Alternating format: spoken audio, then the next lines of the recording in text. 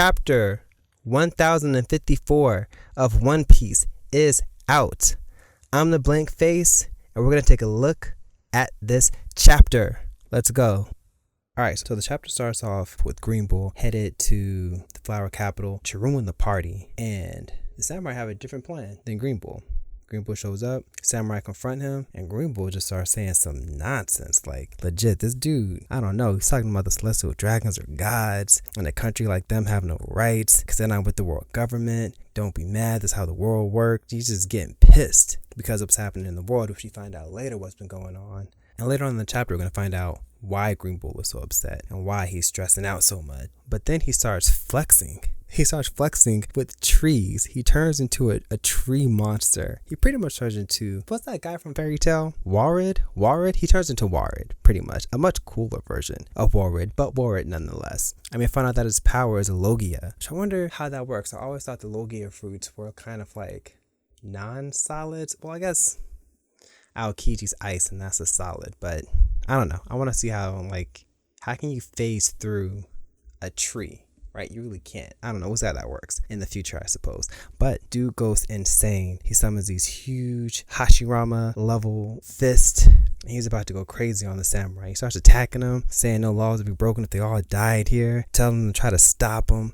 And so they're stopping him, which is surprising because this is the same admiral who took out Queen and King. So as they're fighting him, Yamato comes out of nowhere and slams Warid into the ground, and he kind of really brushes it off. He does admit that it hurts him, but he just gets up and it's like, that's some hockey you got there. And then he's trying to figure out who she is, and she does what she does best, is that she's Kaido's son. And he's like, Kaido's son? So then Momonosuke comes in strong, blowing a blast breath, getting ready to blow Green Bull out the sky. And then poof, it's just a puff of smoke. Nothing happens because it's Momonosuke. He might be older, but he's still Momonosuke. He still can't do anything in his dragon form. So instead of doing a blast breath, he just runs and bites him. And that does absolutely nothing. But props Momonosuke for trying to fight an admiral. And he's shocked because he's like, a pink dragon? He only knows about the blue dragon, Kaido. No one knows about the pink dragon, Momonosuke.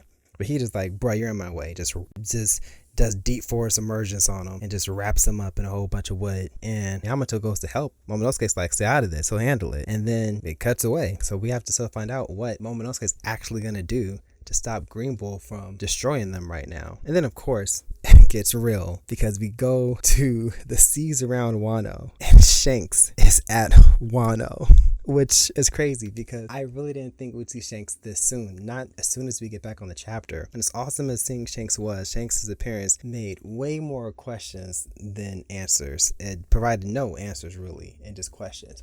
He's such an enigma because it's hard to tell if he's evil or not, because his crew genuinely seems interested in meeting Luffy. They're all really excited. Yasopp, of course, being the terrible father that he is ready to meet Usopp, which is fair because he's a terrible father. But Shanks is smiling. He's happy to see.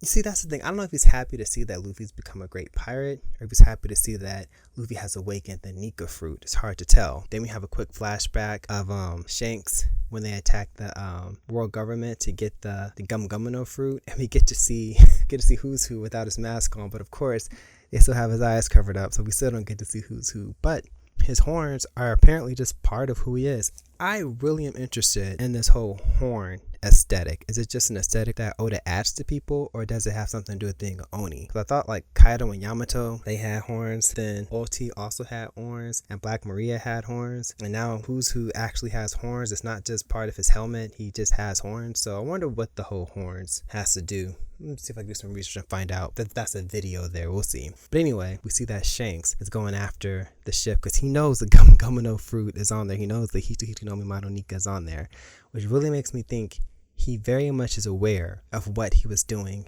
throughout the whole thing, because we didn't get a flashback of when he first met Luffy and how he lost his arm. Now that we know how strong Shanks is, he should not have lost his arm to the Sea King, which means that him losing his arm has something to do with Luffy's growth. So all of Shanks' crew, they're like over the moon to meet Luffy. So Shanks says, I'm not planning to have a reunion with Luffy here. And Lucky Roo was shocked.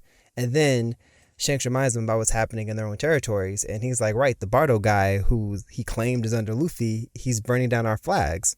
And Shanks is like, we be following our duties, we just let it slide. So implying that Shanks at some point is going to have to fight Luffy, which will be an interesting fight because Shanks is a swordsman and Luffy still is very weak to sword type attacks. So Shanks technically has the upper hand. But then Shanks sits down with Ben Beckman, who's also just reading the newspaper, pours a cup of sake, and this is when his demeanor and the energy of the chapter kind of changes. And he says, hey Beck, isn't it about time to go and claim it? Beck looks at him and he's like, the One Piece. And what's interesting about this is the way Oda framed it. You don't see Shanks's mouth. And because you can't see his mouth, you can't see his expression. So we don't know if he's smiling, if he's straight-faced, if he has a blank face. We don't know, but it does seem ominous. So it's interesting.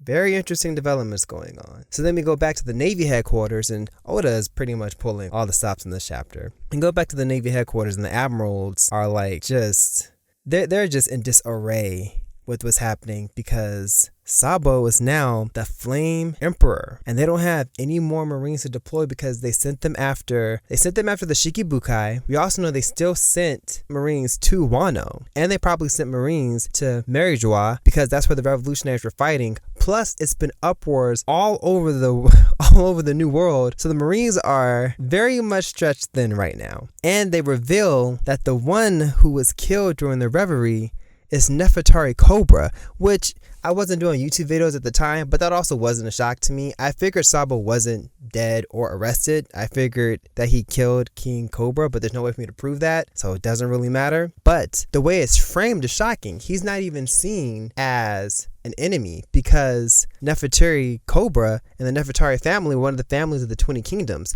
which apparently must just be common knowledge because they're using that to really turn Sabo into some kind of great person within the world. And it's crazy because not only, so they're saying that he killed Nefertari Cobra, which we know Sabo didn't, he was assassinated by the Gorosei, but he attacked the Celestial Dragons, which we know he got into a scuffle with Admirals Fujitora and Ryogoku, and he won. They won and freed Kuma. They freed him.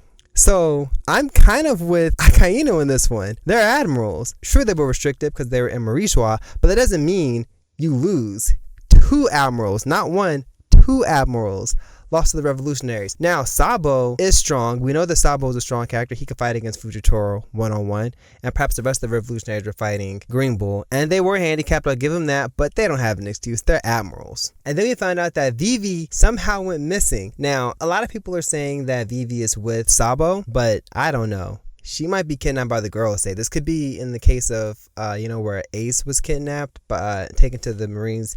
Wasn't kidnapped, but Ace was captured by Blackbeard and taken to the Marines. Luffy had to go save him. Perhaps it's Vivi who he has to go save. I don't know. We'll see, but it's interesting to see that she's the one who's missing. And they're still investigating how the cases are connected, which means that the Admirals and Marines don't know what the Gorosei do. They don't know what the Gorosei all of their plans. They're more like pawns. And I'm starting to think Akainu is starting to realize that a little bit. So then Kizaru mentions the attempt on the murder of St. Charlos, and St. Moisgard excused the criminals, of course, and the Holy Knights and the Holy Land. So the Holy Land has the God's Knights, and they have jurisdiction over the Celestial Dragons. So apparently there's like another fighting force just within the Celestial Dragons, which is cool because I still think some of the Marines are going to end up joining Luffy. So they introduced a new character, Tensei, which is Black Horse. He has the same name design as the Admirals. So he's probably an Admiral level character because, you have Green Bull, you have Purple Tiger, you have Blue Pheasant, Yellow Monkey, and then Red Dog, and I have Black Horse. So he's probably an Admiral level character.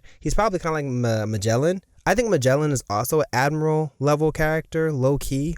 He's the head of Impel Down. He has to be strong. And it's not like he really just straight up lost to Luffy. There's a lot of things as to why he lost. So I do think if he's not Admiral level, Black Horse, then he's probably around the same level as Magellan, I would say. But we find out that Sabo is being held as the Flame Emperor. So he also is an emperor. He's not one of the emperors of the sea, but he's an emperor himself. And he says his growth is so legendary that his influence could be greater than Dragon himself, which is interesting. I wonder how much Sabo's bounty has gone up, because we know it was 600 million, which was right above Luffy. 603 million, I believe, and it was right above Luffy's bounty. But now Luffy's bounty is 3 billion. I wonder if after this, Sabo's bounty has gone up to over 3 billion as well. just interesting to see. He is a revolutionary, so he is actively fighting against the world government. He's the second in command, so he does hold a lot of territory and has a lot of control and power. What is clear is that Sabo is stronger than your average Yonko commander. We used to always think that maybe Sabo was about as strong as the commander level characters, but I think he's stronger than your average commander. Sabo is like up there with the admirals probably. He could probably tussle with Luffy right now in Gear 5 if he really tried, you know? But Akainu is furious. He's like, what are the chances that he became the fleet admiral during this era out of all the eras? But then it said something that's really cool, and actually I respect Akainu a lot for this. He said, I don't care where they try to hit us, we'll strike back and return fire on all fronts, which meaning he is not backing down. And that's where the chapter ends. I cannot wait for next week. There's no break, which is great. Back-to-back issues. I hope we get at least 3 chapters back-to-back before it goes on break. But the fact that they made a specific point that was back-to-back issues this week, we may get a break next week. I really hope we don't, but we'll see. But this has been my review of chapter 1054 of One Piece. I'm so looking forward to the rest of this, the final arc. Thanks for all those who watched. This is my first YouTube video. I do plan to do a lot more, so if you like what you see, hit the like button below, subscribe to my channel, and hit the noti bell so you can stay up to date with my videos. I've been The Blank Face, and I'll see you in the next one.